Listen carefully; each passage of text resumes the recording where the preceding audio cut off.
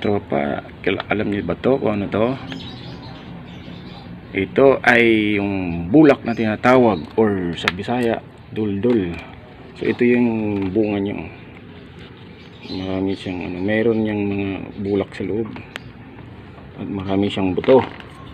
So natanim ko to siguro wala pa itong pandemic, or kasi laki na rin yung puno niya.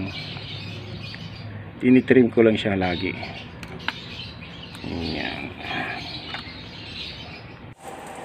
So ayan mga katropa, ayan yung kanyang puno ng bulak, or sa Bisaya nga duldul, tawag yan, duldul.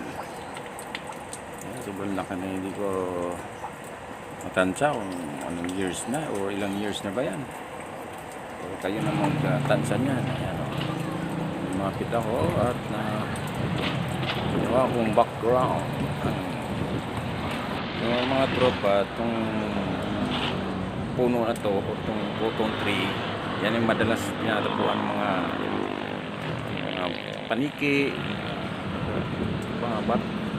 Yan, dyan sila lagi. Kasi yan kasi yung pinakamataas na puno. At saka marami siyang mga sanga-sanga. Siguro gustong gusto talaga ng mga paniki yan na yung natatambayan nila, diba?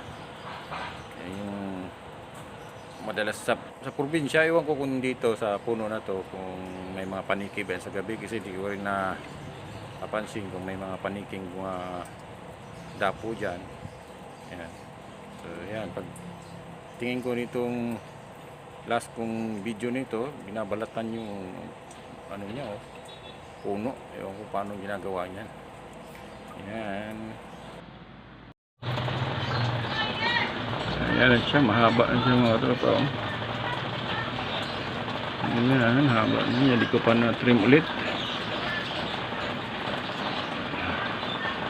Ayan ang ating bulak or cotton tree. Ayan yung tanim natin na galing sa buto.